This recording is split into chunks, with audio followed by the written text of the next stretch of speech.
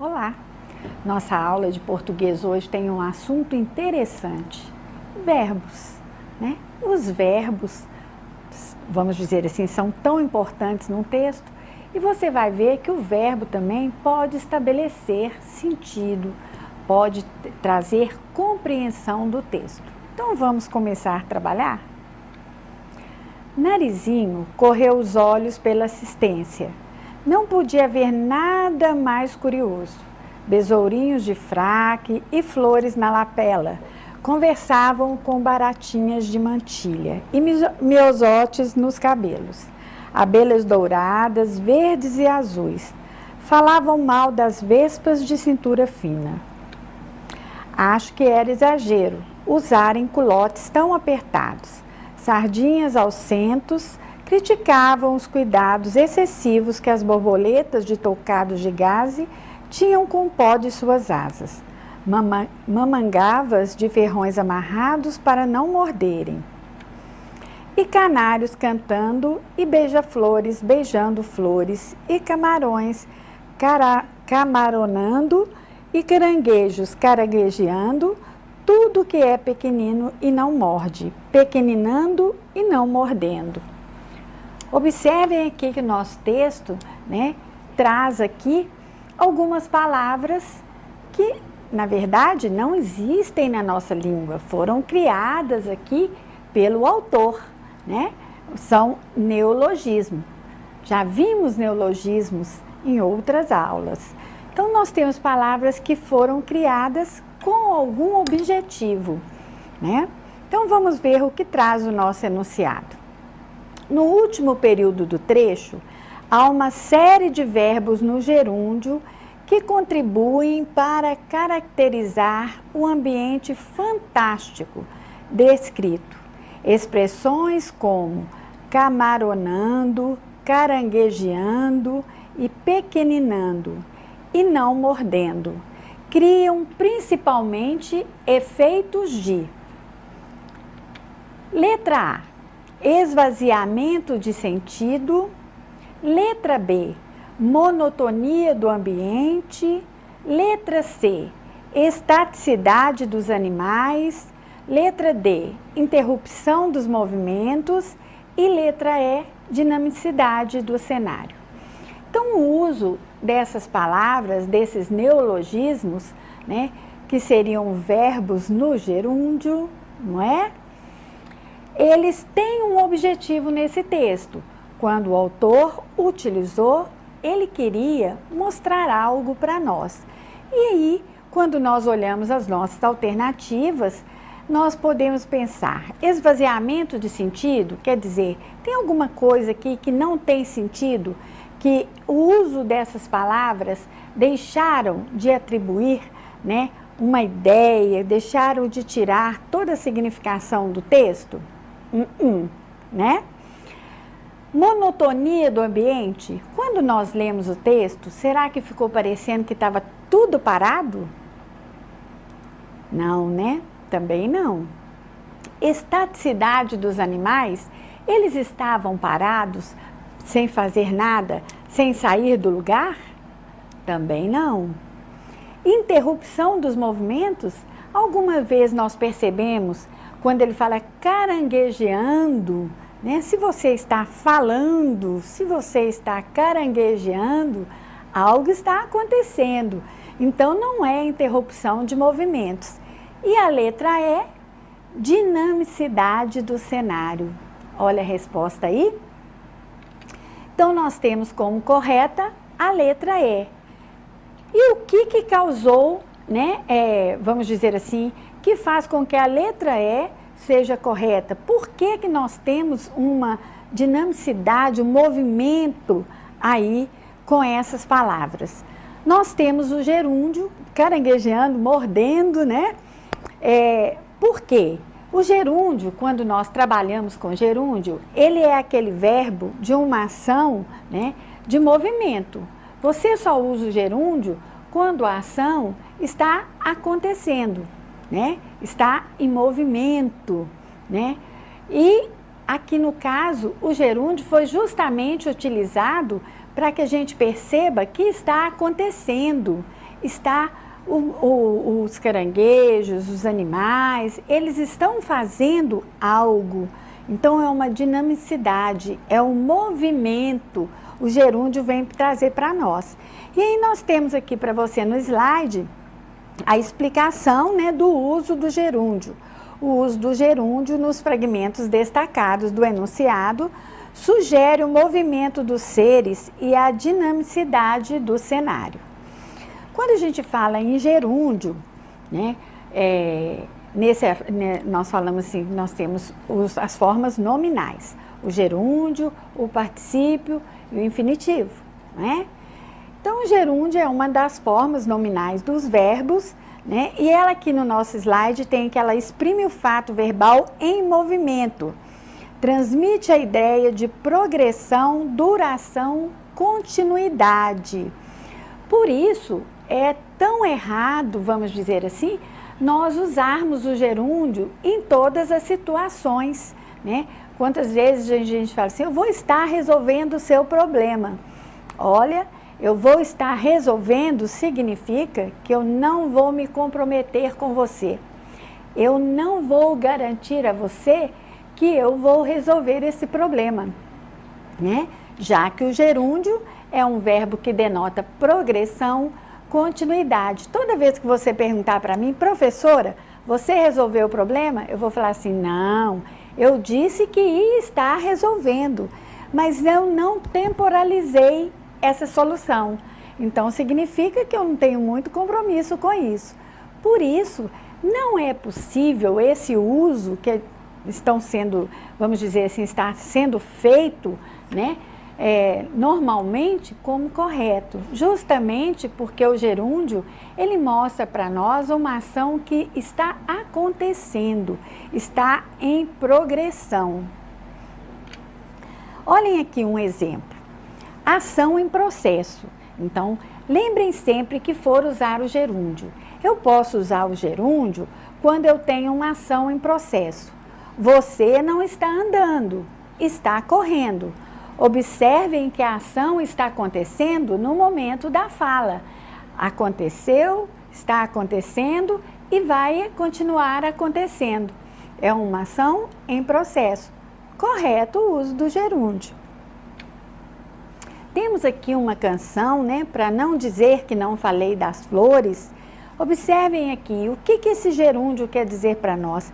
Caminhando e cantando e seguindo a canção.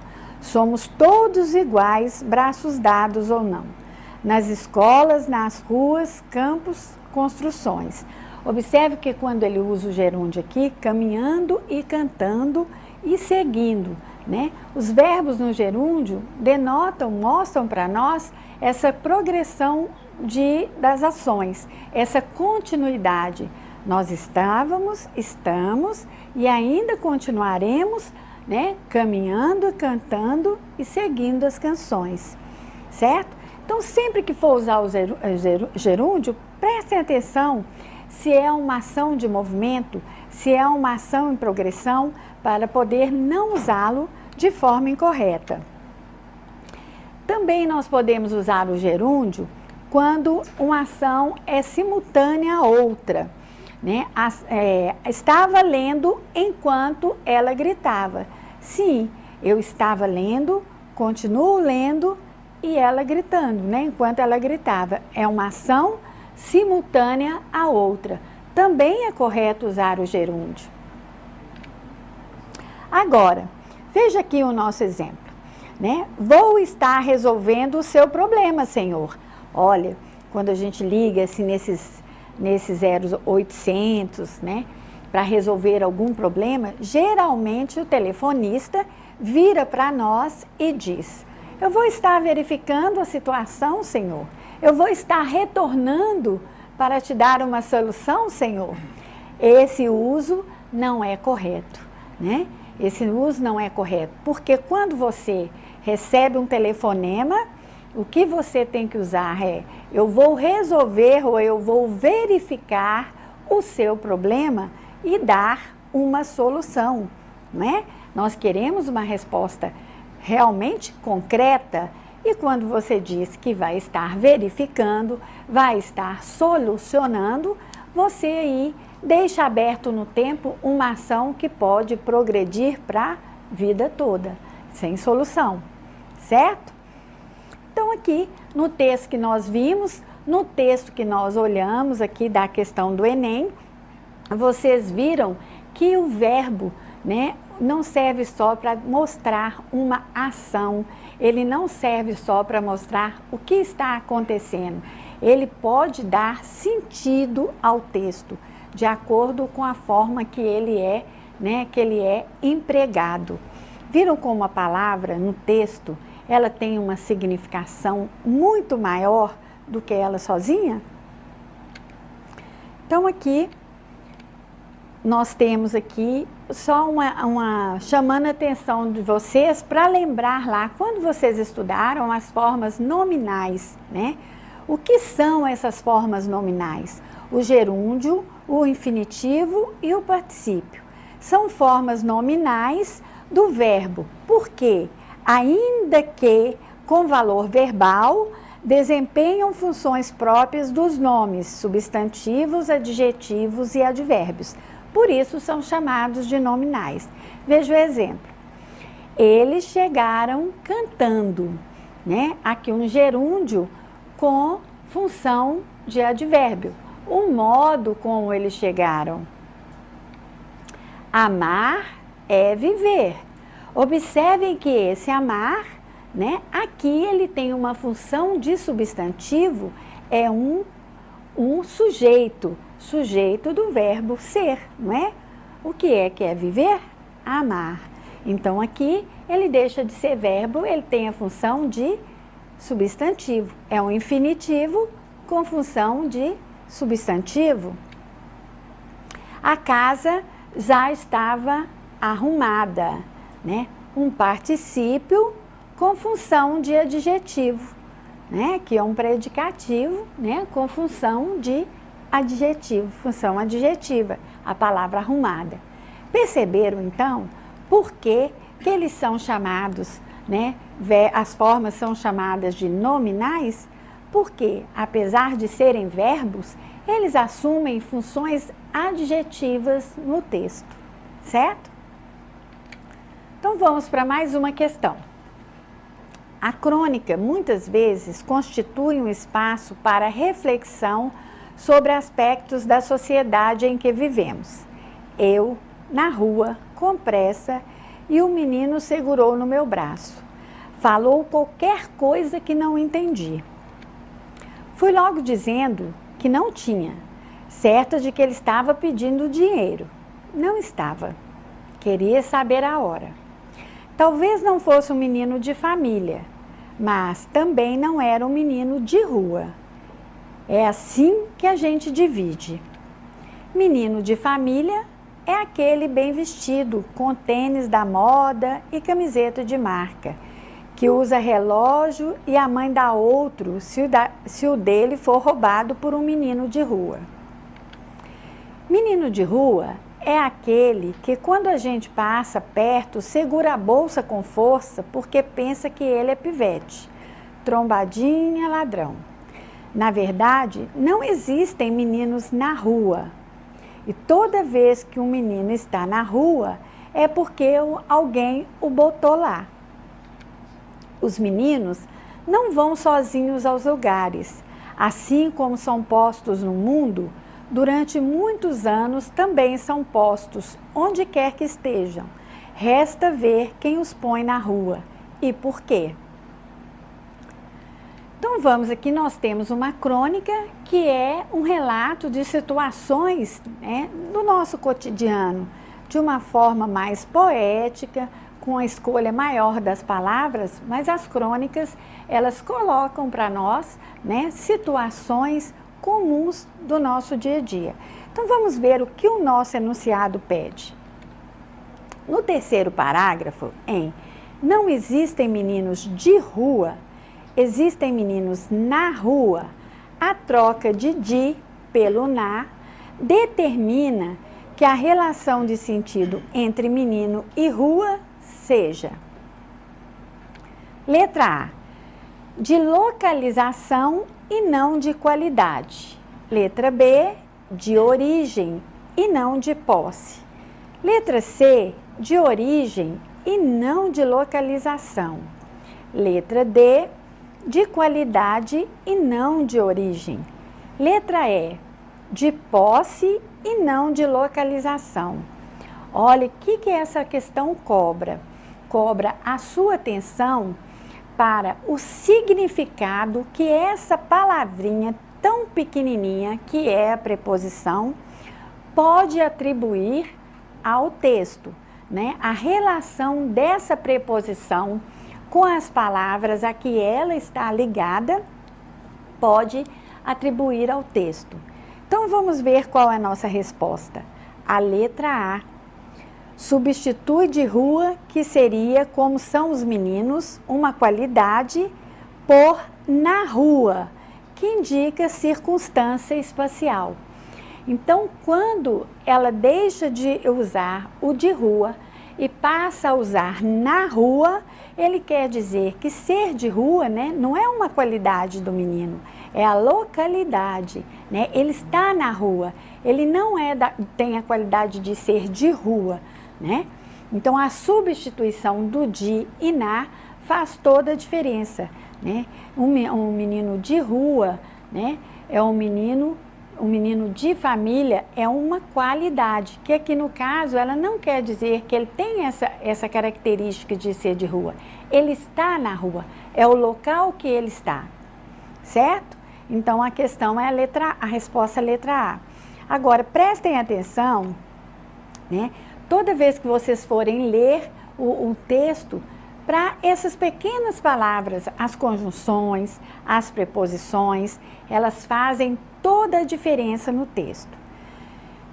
Nas conversas diárias, utiliza-se frequentemente a palavra próprio e ela se ajusta a várias situações. Leia os exemplos de diálogos. 1. A Vera se veste diferente. A Vera se veste diferente. É mesmo? É que ela tem um estilo próprio. 2. A Lena já viu esse filme uma dezena de vezes. Eu não consigo ver o que ele tem de tão maravilhoso assim. É que ele é próprio da adolescente. É próprio para adolescente. 3. Dora, o que faço? Ando tão preocupada com o Fabinho. Meu filho está impossível. Relaxa, Tânia. É próprio da idade. Com o tempo ele se acomoda. Nas sequências 1, 2 e 3, próprio é sinônimo de, respectivamente, A. Adequado, particular, típico. B. Peculiar, adequado, característico. C. Conveniente, adequado e particular. Letra D. Adequado, exclusivo, conveniente. Letra E. Peculiar, exclusivo, característico. Observem que nós temos aqui, né, a mesma palavra. Porém, essa palavra, a ela é atribuído significados distintos no texto, né, de acordo com a situação de uso. Isso nós chamamos de plurissignificação na nossa língua. As palavras têm vários significados que a elas podem ser atribuídos de acordo com o contexto. Isso possibilita uma língua, né, ter poucos vocábulos e produzir vários textos distintos, né, já que a ela podemos atribuir vários significados. E a nossa resposta correta é a letra B, né? Estilo próprio, tem o próprio aqui em estilo próprio, tem o mesmo sentido de peculiar, né? Próprio para adolescente, o próprio aqui tem o sentido de adequado. E próprio da idade significa característico da idade. Essa questão é uma questão de leitura atenta, por quê?